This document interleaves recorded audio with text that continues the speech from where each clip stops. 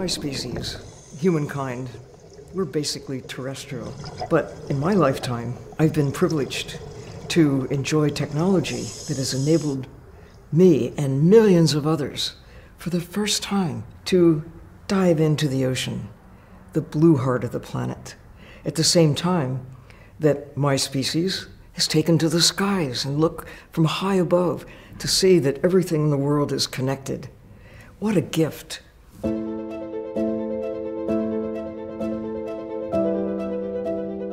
My name is Sylvia Earle. I'm an oceanographer, scientist, and explorer. I started out in New Jersey. My family lived on a farm, and for summer vacations, we would go to the Jersey shore. That's where I first fell in love with the ocean.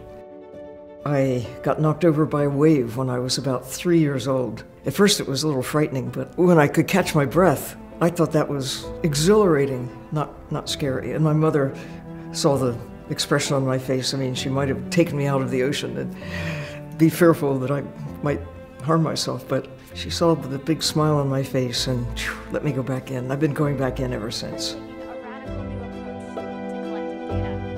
I think the ability to take risks is not about confidence. I think the ability to take risks really comes from a humility and willingness to be truly wrong and to truly fail in sometimes public and painful ways, and a grit and commitment to truly kind of learn from that. My name is Nithya Ramanathan, and I'm the CEO and co-founder of NextLeaf Analytics. My co-founder and I started NextLeaf Analytics 11 years ago, and we had been working together for the previous 7 years in what is now known as the Internet of Things. So back then, we thought of it as smart dust. So these are sensors that are connected on a network. We were on a journey to find out how sensor technologies could really transform large, complex systems in global health.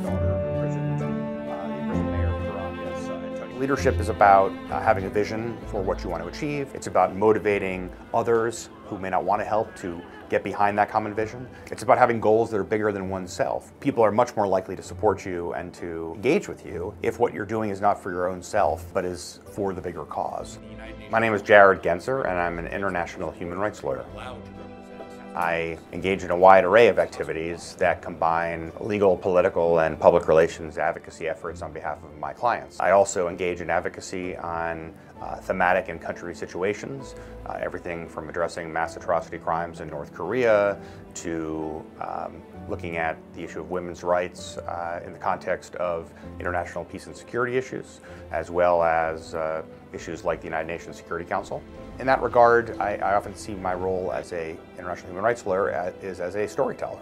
You know, you have to tell compelling stories to persuade people to help you in these kinds of very difficult circumstances.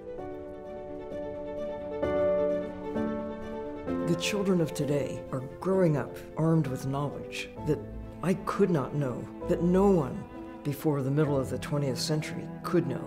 We can see what our predecessors could not. And so we have a responsibility, knowing what we now know, to make peace with the planet, make peace with the natural world. We must do everything we can to maintain Earth as a habitable planet. It should be the headline above everything else that we do. One of the things that we think a lot about is the culture of data. Beyond just a technology, anybody can build a technology, but it's the parts around the technology platform, the culture, the strategy, if you will, that countries need to also have in place in order to actually ensure that the technology and the data have longer lasting impacts. We need to ensure that as quickly as we are building and putting out data systems, we are thinking about the ethical systems that go around those to ensure that the ways and mechanisms that data are used are effective and are in line with what we all believe and our values.